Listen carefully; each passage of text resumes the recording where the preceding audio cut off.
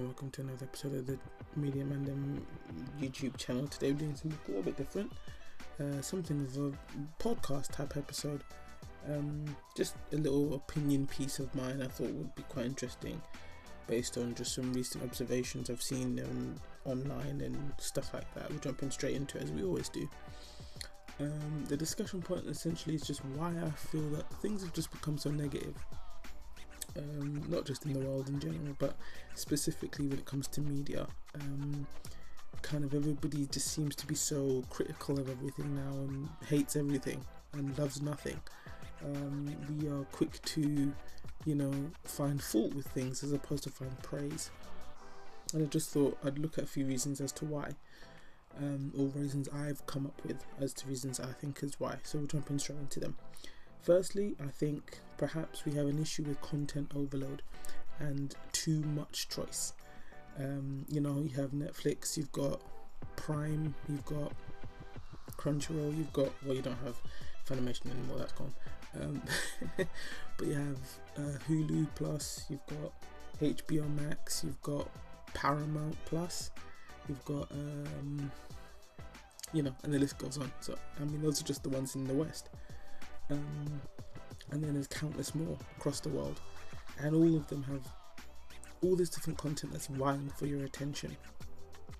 And then I think it becomes a point where, of course, you've got to become more specific in the content that you watch, which then makes you more critical of things because of the fact that you have to be very catchy. You have to draw in someone's attention to be able to compete with so much other content at everybody's fingertips. So it gets to a point where it's difficult for you then to be like, well, everything's good. Yeah, well, I looked at the preview and it was garbage, so I had to just stop watching it. It's like, well, did you actually watch any episodes? Well, not really, innit? Because, that seems to be the discourse you have with a lot of people now, a lot of friends. I tend to talk to them and they're like, yeah, I didn't watch it. Even I've said it, I'll watch the trailer that's on the streaming service, and that's like 30 seconds, and I'm like, yeah, it looked a bit garbage in it, so I didn't watch it. And yeah, but like, it's 20 episodes, it might be good. I'm like, nah, I can't be bothered with that. I feel like that's becoming a larger issue for audiences now, and it's definitely making it harder for people to give all types of content, new types of genres. In terms of their regular watching habits, it's harder to break away from them now, because you just become very picky, which then creates a level of criticism within your viewing habits and stuff like that. I think something that also bleeds into that too is this rise of online discourse culture, or just the rise of online discourse. Social media, Facebook, Twitter. I refuse to call it X. I'm gonna call it Twitter forever. Twitter, Reddit. What's the other one? I said Facebook already, innit? Reddit, Facebook, Twitter. There's some other ones, but they're not coming to mind. But anyway, all that other stuff.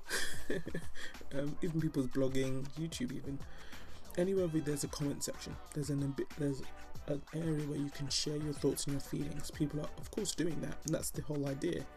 But it becomes this place where almost social media seems to reward people's hot takes, people being negative, people having contradictory or even hypocritical opinions. It's really weird how criticism gets more engagement with audiences than praise does. So people tend to lean more into it. It's like, oh, the film wasn't bad, so what was good? Oh no, we're just going to talk about how I couldn't find anything wrong with it. That's bad. How is that a bad thing? Like, that actually happened once. I know, went with a few friends to watch Avengers Endgame, and they were like, oh, like, it's not as good as Infinity War. And I was like, okay, why isn't it as good? And they're like, it just isn't Infinity War. And I said, well, that's not really a criticism, is it? And they're like, yeah, but like, it's not bad, but like, it's not Infinity War. And I'm like, look, I was like, my brain had to stop for a second. I was like, yeah, but that's not necessarily a criticism, that's just a point that you're making. It was a bit of a strange one. You might be able to hear the thunderstorm outside my window. If you can, don't worry, I'm inside, I'm all good, I'm all gravy. But anyway, I think that, the online discourse has definitely created an environment where it's leaning into people's watching habits in terms of their view, or their viewpoint, I should say. In terms of criticism is more engaging, it's more interesting to be negative when you're having a conversation about something than being good. It's like, oh, you remember that film, how good it was? No, because I remember how rubbish it was. And it's like, that's more fun, let's talk about that. And it's like, I don't think it's necessarily more fun, but it's definitely something that's happening, and I don't think it's going to stop, to be honest. Speaking of biases though, another thing I think definitely bleeds, and I know I'm guilty of this, is nostalgia bias. You know, you watch stuff from the olden days, as we call it, and you're like, oh, it was so much better back then, and everything was so much better. Not everything was better. There have been genuine lines of progress in terms of content's availability. The speed at which we get our content as well is quite nice. The amount of stuff is also quite nice. But I think there are certainly situations where you can become very, very harsh of modern day content based on what you've experienced in the past. So like me, I'll be like, oh, you know, video games back in the day were like so much more difficult than they are now, and that's mostly true, but that's because of a lot of genres were very different then, and the way game design has changed has meant things like difficulty levels have also changed, and their approach to those things have changed. Even from filmmaking, back in the day, like this is, I think, a good example of the nostalgia bias thing. You know, comedy was like so much more funny back in the day. Not necessarily. I think it's just, as someone who's from that time period, the jokes resonated more with us then because it made more sense to us, whereas now the jokes might not make the same sense because it's for a different type of audience who's no longer laughing at the same things that we used to find funny. So we think, oh, it's rubbish because it's not funny to me. And I think, well, maybe it's not for us specifically, but it's difficult to please everyone. I think that's something that's definitely an issue. Is this idea that everything old is good and everything new is rubbish? Not necessarily. But I think it's definitely something that you see more of in more remake type stuff, or stuff that's like franchises, comic book films, anime, cartoons, stuff like that. Like, oh, cartoons back in the day were so good and cartoons now are garbage. Or, you know, anime back in the day was so good and anime now is rubbish. Or, you know, the Tom Maguire films were so much better than Tom Holland films just because they're old. And it's like, I don't know. But I mean, I don't know, so this is what I'm talking about, innit? And you can, of course, leave a comment, your thoughts and feelings, and what you think is good or bad, and am I even talking any sense? Is anything I'm saying making any sense? Do you understand me? Anyway, moving on to the next point. I think another thing that's definitely making an issue, and it bleeds into what I was mentioning before about social media. I think this whole influencer, reviewer echo chamber type situation, it does my absolute head in, and I hate it so much. Oh, you know, Rotten Tomatoes said, oh, IMDb said, oh, this one interviewer said, oh, this reviewer on YouTube said, oh, this TikToker said. It's like, do you have no ability to have an opinion of your own? Oh, but so-and-so said, and it's like, what do you actually think? Well, I watched this TikTok video, I watched this YouTube video, they told me what to think. That genuinely gets me so angry because it's showing people are very sheep-like, and they're losing their ability to have an opinion and a thought of their own. So they watch YouTube, they watch TikTok, they watch, you know, this YouTuber or influencer make an opinion, make a thought, and it shapes not only that viewer's point of view, but also the public opinion. And as we mentioned before, we're having this trend of negative is more engaging than praise. So people are going to find faults with everything. Oh, it was rubbish because that's going to get people to click on my video. And then when people click on my video, they'll listen to what I say and then they'll regurgitate what I said. They won't take it on, let it digest in their bodies, and they make their own opinion. They'll just regurgitate exactly what I said. And now we're getting people who are making opinions about things with an uninformed mindset, but they're so adamant that they're correct, even though they don't actually know what they're talking about a lot of the time, which is quite sad.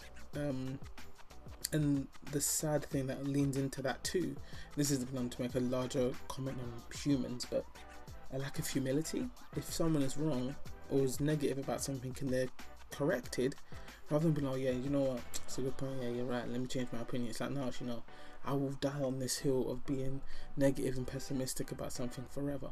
It's like if I watched, I'm trying to think of something that I really, really hated, and then I changed my mind somewhat from like, not, you know, hate to love, but hated and was like, actually it's not so bad. Okay, it's not a film, but it's a person. Initially I didn't like Hugh Jackman as Wolverine. I was like, he's too tall, he looks weird, he's too gangly, he doesn't sound Canadian, he doesn't have that rough, gruff voice that I remember hearing from the X-Men cartoons in the 90s. This is, once again, like we were talking about before, with the nostalgia bias. But not over time, I think it was by the time I saw him in X-Men Origins, I was like, actually, he's alright. He's alright. I think he's cool. I think he's alright. And then going on from there, I was like, do you know what?